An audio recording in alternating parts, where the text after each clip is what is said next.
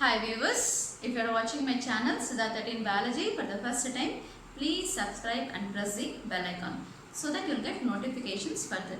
And if you like my video, please share it so that it will be useful for many students at present.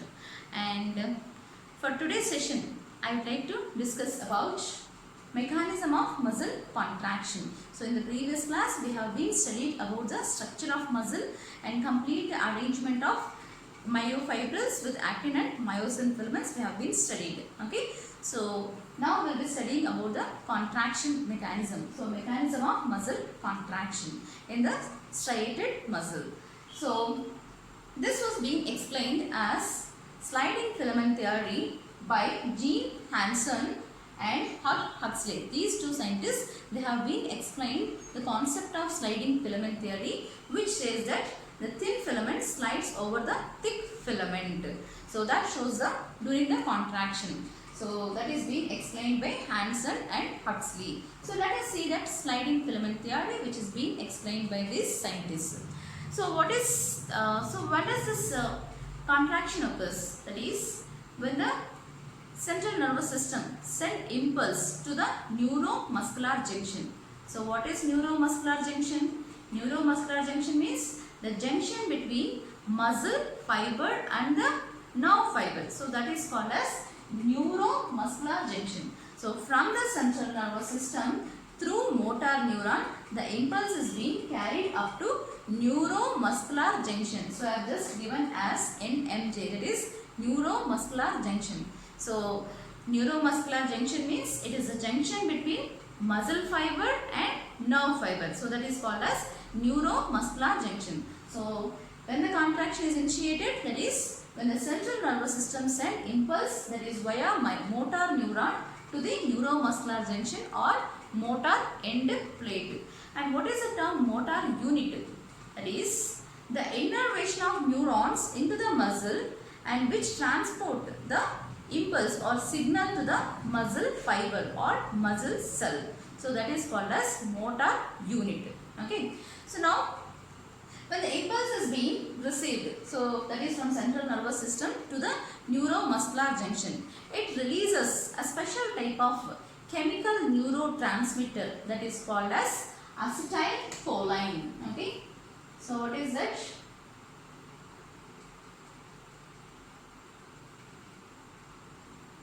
It is a chemical neurotransmitter.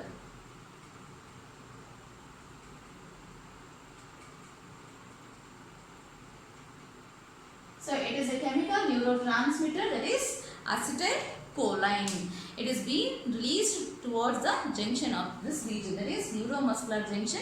When it is receiving the impulse, this chemical is being released. So that is called as acetylcholine, which is a neurotransmitter, chemical neurotransmitter, which is called as acetylcholine is released in the neuromuscular junction. And once it is released here in the neuromuscular junction, it starts generating an action potential on this sarcolemma. So what is sarcolemma? So it is the layering, okay, the membrane which is present around this muscle fiber. So that is called as sarcolemma. So that is plasma membrane which is present around this muscle fiber, we call it as sarcolemma. So now there is an action potential which is generated on the sarcolemma. So what is this action potential? That is changing of membrane charge. Okay, so that is by action potential the membrane charge will be changed. So once the neurotransmitter is released, it generates an action potential on the sarcolemma. Okay, so that is a plasma membrane of muscle fiber. Okay, so this is considered as chemical neurotransmitter. So what happens next? So once this is being reached, and now the calcium ions which are being released from the cisternae which are present. So where is the cisternae present? In between. So if you remember the previous class, in between the A bands and I bands, okay, there is an invagination of this sarcolemma. So in between A band and I band, there is invagination of sarcolemma, which leads to the formation of a special type of tubulins, that is T tubulins, okay, or T tubules. So this are present as invaginations of sarcolemma in between A band as well as I band. And here there is a storage of cisternae with calcium ions. So endoplasmic reticulum, so which is pinched off in the form of cisternae. So this cisternae will be containing this calcium ions. So once the impulse is being received up to the neuromuscular junction, now the calcium ions which are being present in this T-tubulin protein region, so this will be released. So these calcium ions which are being released, now it reaches up to the muscle fiber, that is towards the myofibril region. So myofibril is the one which contains actin filament as well as myosin filaments. Now the calcium ions start accumulating around this thin filaments as well as thick filaments. So now what happens? Once the calcium ions are being reached up to the thin and thick filaments, now the active site, so active site of an actin filament is blocked by troponins. We studied in the previous class, troponins as well as tropomyosin. So now the active sites of an actin filament which is containing this troponins, I have been showing here a small troponins. Okay, so this troponins as well as tropomyosin get released. Okay, because the troponins which has calcium binding site, so this has more affinity towards the calcium ions. So once it finds the calcium ions accumulated around it, the troponins from the active site of an actin filament gets released. Okay, so until that time, in a rest condition, the troponins will mask the active site of an actin filament. So now these will be released from there. Now active site of an actin filament is free. Okay, now active site of an actin filament is free because all the calcium ions, okay, will be bound with the troponins, because troponins has more affinity to bind to the calcium ions. So now the active site of an actin filament is free, and now the myosin head which has the ATP. So myosin head which has ATP binding site, and this myosin head does the hydrolysis of ATP. Okay, it does the hydrolysis of ATP. What is hydrolysis? That is, so ATP means it contains adenosine triphosphate, 3 phosphates.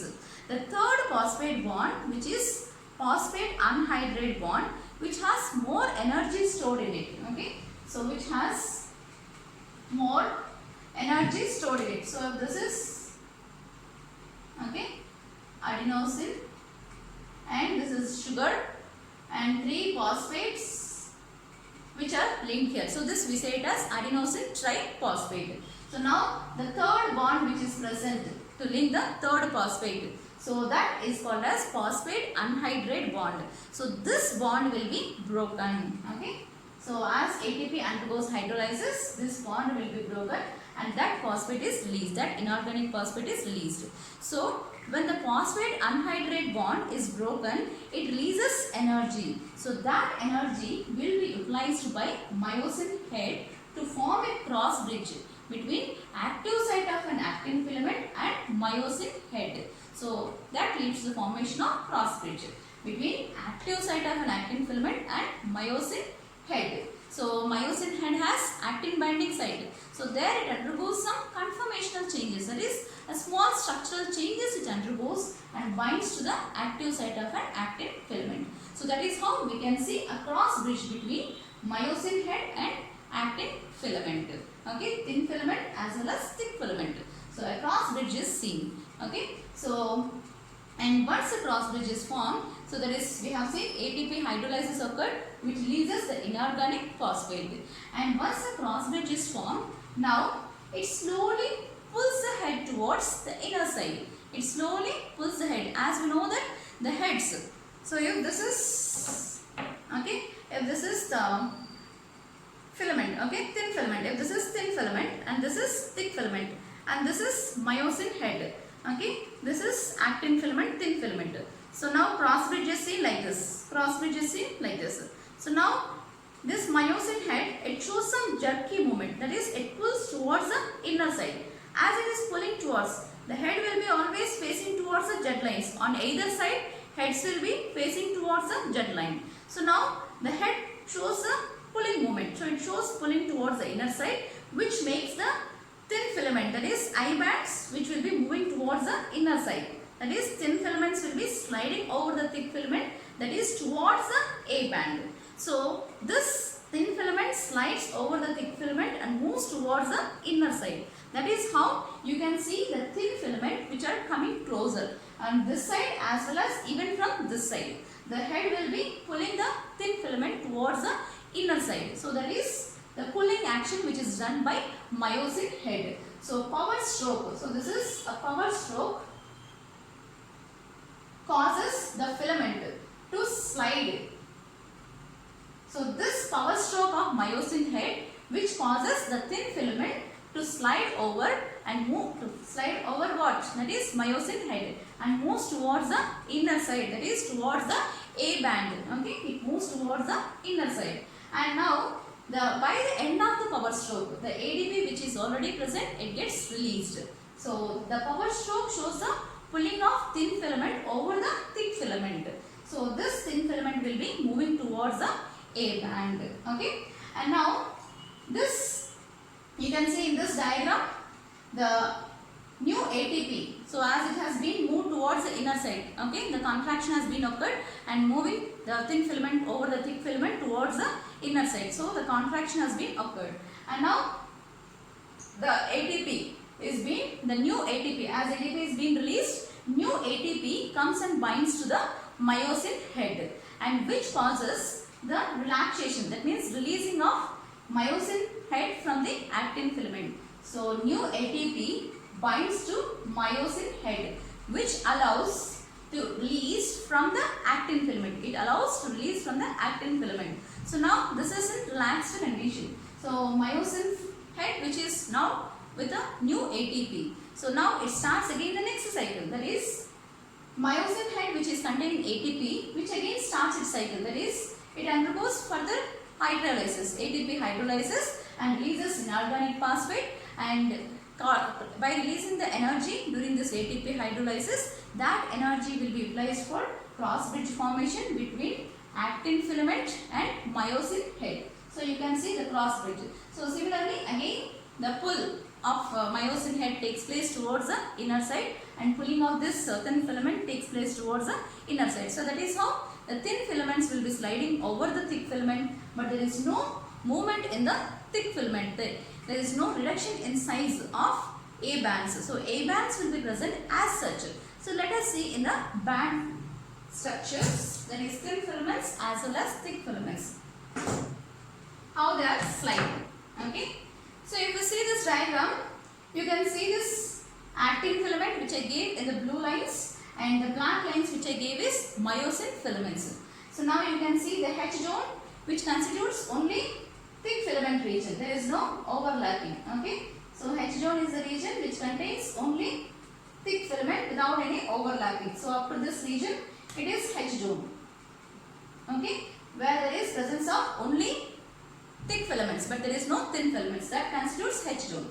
So you can see that H zone here even as well as H zone here, which is wider. So when the muscle undergoes contraction, that means when the filament slides takes place, that is thin filament over the thick filament. So you can see the H zones becomes reduced. See here the H zone becomes reduced as thin filament slides over the thick filament, and you can see the Z lines which are passing in between these thin filaments also comes closer as I bands. So this is nothing but I band which contains only thin filaments. A band constitutes both the thick and thin filaments.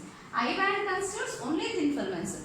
As the thin filaments moves towards the inner side, that is towards the A band, even the Z lines which are present in between the I band also comes closer. So what is this? The distance between the two Z lines is nothing but sarcomere. So as Z lines comes closer, even the sarcomere, so this is nothing but in between the two Z lines, it is nothing but one sarcomere, which is a functional unit of contraction. Even this also comes closer. Okay. So this is sarcomere. So between the two Z lines, it is considered as sarcomere. As the I bands comes closer, even the Z lines also comes closer, but A band retains as such. Okay, it retains their length. There is no reduction in the A band length. So it will be as such, it retains its length as such. But there is contraction, during the contraction the I bands comes closer, as well as even the Z lines also you can see there is decrease in the length. So Z lines also comes closer. So but the A band will be as such, there is no change in the A band length. So A band does not reduce its length, and you can see even the sarcomere size will be reduced, as because Z lines comes closer, as Z lines comes closer, even the sarcomere also comes reduced. And slowly you can see it depends upon the muscle contraction. If the muscle contraction is too heavy, even the I bands may come still closer. So you can't even see the H zone. Sometimes the H zone also may disappear depending upon the muscle contraction. So here you can see a little H zone, but slowly you can't see the H zone because it is completely overlapped. See here, it is completely overlapped. Here you can see little H zone, but by coming here it is completely overlapped. So I have not given that. So it has completely overlapped the thick filament. So you cannot see the H zone if there is muscle contraction more. Okay. So the muscle contraction, which can be better explained through this skeletal muscle, which shows the clear presence of thin filaments as well as thick filaments, striated muscles.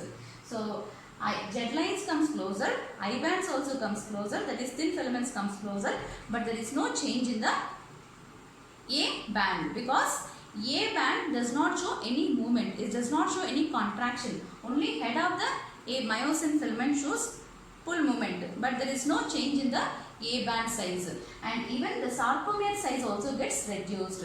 Sometimes even the H zone also gets disappeared or it gets reduced little. So this is how you can explain the concept of sliding filament theory.